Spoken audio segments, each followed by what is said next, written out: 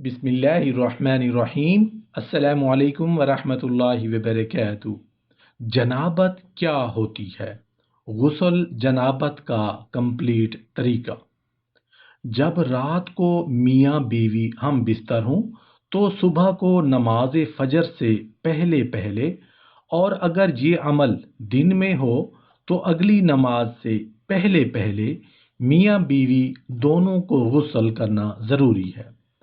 इसी गुस्ल को गुस्ल जनाबत और गुस्ल ना करने तक नापाकी की हालत में रहने की हालत को जनाबत या जुनूबी होना कहते हैं। मर्द और ख़वातीन को एहतलाम हो जाए तो भी वो जुनूबी कहलाएंगे जब तक कि वो गुस्ल जनाबत से अपने आप को पाक साफ ना कर लें। हम में से बहुत सारे मर्द और ख़वातीन ऐसे हैं जो गुस्ल जनाबत करते वक्त इन बातों का ख्याल नहीं रखते जिन बातों का शरीयत ने वाज़ेह जिक्र किया है, जिसकी वजह से ऐसे लोग नापाक रहते हैं।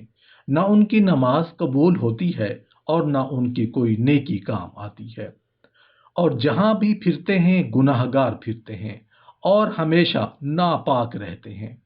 ये गलतियां और कुताहियां जो आपके साथ शेयर की जा रही हैं उनको गौर से सुनिएगा ताकि कोई इंसान नापाक ना रह जाए, और सवाब की नीयत से इस वीडियो को अपने फ्रेंड्स एंड फैमिली के साथ ज़रूर शेयर कीजिएगा।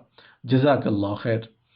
जब गुस्ल जनाबत करने जाएं तो सबसे पहले गुस्ल के फ़राइज़ याद रखें। जिसको गुस्ल के फ़राइज़ ही नहीं आते वो उसका गुस्ल तो होगा ही नहीं। गुस्ल के 3 फ़र्ज होते हैं।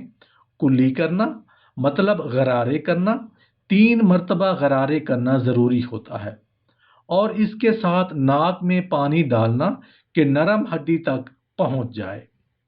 और बाद लोग ऐसा करते हैं कि जल्दी में तो या तो वो नाक में पानी मुकम्मल नहीं पहुंचाते या फिर मुंह के अंदर पानी डालते हैं लेकिन गरारे ही नहीं करते, और पूरे बदन पर पानी बहाना, बाल बराबर भी कोई जगह सूखी या खुश्क ना रह जाए। इतना पानी बहाना है कि अगर एक बाल के बराबर भी जगह सूखी यानी खुश्क रह गई तो किसी भी इंसान का गुस्ल कंप्लीट नहीं होगा। हमारी बहनें जिनको नाखून रखने का बड़ा शौक होता है, बल्कि आजकल तो मर्दों में भी नाखून का फैशन परवान चढ़ रहा है, नाखून के अंदर जो मैल फंसी होती है उस मैल तक पानी नहीं पहुंचता, जिसकी वजह से उनका गुस्ल भी नहीं होता। लिहाजा नाखून हफ्ते में 1 मरतबा लाजमी काटे जाएं। औरतें नाखून पॉलिश लगाती हैं। अब जिस नाखून पर नाखून पॉलिश लगी हो वहां तक पानी नहीं पहुंचता, लिहाजा उनका गुस्ल ही नहीं होता, तो वो सारा दिन नापाक रहती हैं। ना उनका वुजू होता है, ना उनका गुस्ल होता है, ना नमाज होती है। अक्सर हमारी बहनें जो आटा गूंथती हैं या आटा गूंथने के बाद वो नाखूनों के अंदर जो आटा फंस जाता है उसके बाद अगर गुस्ल करेंगी या वुजू करेंगी तो वो वुजू नहीं होगा, ना उनका गुस्ल होगा। लिहाजा इस चीज़ का ख्याल रखा जाए कि नाखून के अंदर कोई चीज़ फंसी हुई नहीं होनी चाहिए। नाखून काटा करें ताकि हम हमेशा के लिए पाक साफ रह सकें। और एक चीज़ आपके साथ शेयर करना चाहता हूँ कि सर्दियों में बहुत सारे लोग जल्दी में गुस्ल करते हैं। जल्दी में गुस्ल करते हुए कुछ ना कुछ आज़ा सूखे रह जाते हैं यानी खुश्क रह जाते हैं कहीं से, तो इस वजह से ख़ास तौर से सर्दी हो या गर्मी हो, आज़ा का सूखा रह जाना ये गुस्ल को मुकम्मल नहीं होने देता। लिहाजा इससे गुस्ल नहीं होगा तो बंदा नापाक रहेगा। ये वो गलतियां हैं जो लोग करते हैं, और गुस्ल के फ़राइज़ हमेशा याद रखें। गुस्ल की सुन्नतें भी याद रखें ताकि सुन्नत के मुताबिक आपका गुस्ल हो सके।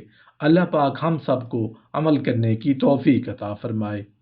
गुस्ल जनाबत करने का मसनून तरीका ये है कि अव्वलन नियत हाजिर करके बिस्मिल्लाह पढ़कर दोनों हाथ गिट्टों तक धोए जाएं। फिर शर्मगाह धोएं, खा उस पर निजासत लगी हो या ना लगी हो। फिर वुजू की तरह वुजू करना चाहिए। پھر داہنے کندھے پر 3 مرتبہ پانی بہائیں، اس کے بعد بائیں کندھے پر 3 مرتبہ پانی ڈالیں، اس کے بعد سر پر بھی 3 مرتبہ پانی ڈالیں، رگڑ کر سارے اعضاء کو دھو ڈالیں۔ قبلہ رخ ہو کر غسل نہیں کرنا چاہیے، ضرورت سے زائد پانی بھی نہیں بہانا چاہیے، تنہائی میں غسل کرنا چاہیے۔ اگر غسل خانہ میں پانی جمع ہو جاتا ہو تو غسل کے بعد وہاں سے ہٹ کر اپنے پاؤں پاک کر لیے جائیں۔ اگر کسی عورت کی چوٹی پہلے سے بندھی ہوئی ہو اور اسے غسل جنابت کی ضرورت پیش آ جائے تو اس پر چوٹی کھولنا لازمی نہیں، بلکہ بالوں کی جڑوں تک پانی پہنچانا کافی ہے۔ لیکن اگر بال پہلے ہی سے کھلے ہوئے ہوں تو اب ان تمام بالوں کا دھونا لازمی ہوگا۔ اگر کسی مرد نے شوقیہ لمبے بال رکھ کر چوٹی باندھ رکھی ہو تو غسل جنابت کے لیے اس چوٹی کو کھولنا واجب ہوگا، محض بالوں کی جڑوں کو تر کرنا کافی نہیں ہوگا۔ اگر دانت کھوکھلے ہوں اور ان میں کھانا وغیرہ پھنس گیا ہو یا ناک میں رطوبت بھری ہوئی ہو تو اسے نکالے بغیر بھی غسل صحیح ہے، لیکن بہتر یہی ہے کہ دانت اور ناک صاف کر کے ہی غسل کیا جائے۔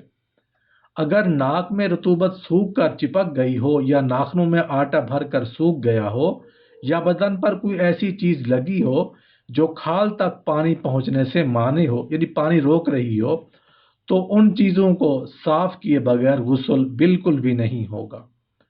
جس نے منہ میں مصنوعی دانت کی بتیسی لگا رکھی ہو تو غسل کے لیے بتیسی باہر نکالنا ضروری نہیں ہے، البتہ بہتر یہ ہے کہ دانتوں کو نکال کر کلی اور غرارہ کیا جائے۔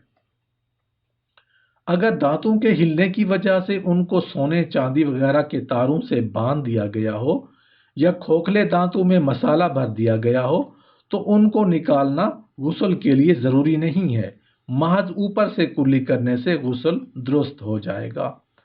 تنہائی میں جہاں دوسروں کی نظر پڑنے کا خطرہ نہ ہو ننگے ہو کر غسل کرنا درست ہے، تاہم اس وقت بھی تہبند وغیرہ باندھ کر غسل کریں تو زیادہ بہتر ہوگا۔ غسل خانہ اگر کچا ہے اور اس میں پانی جمع ہو جاتا ہے تو وہاں پیشاب کرنا مکروہ تحریمی ہے، احادیث طیبہ میں اسے نسیان اور وساوس کا سبب بتایا گیا ہے۔ غسل خانہ اور بیت الخلاء میں بلا ضرورت بات چیت نہیں کرنی چاہیے، لیکن اگر ضرورت پڑ جائے تو بات چیت کی اجازت ہے، مثلاً کسی ضروری بات کا جواب دینا ہو تو یہ منع نہیں ہے۔ اللہ پاک ہم سب کو اعمال صالحہ کرنے کی توفیق عطا فرمائے، آمین یا رب العالمین۔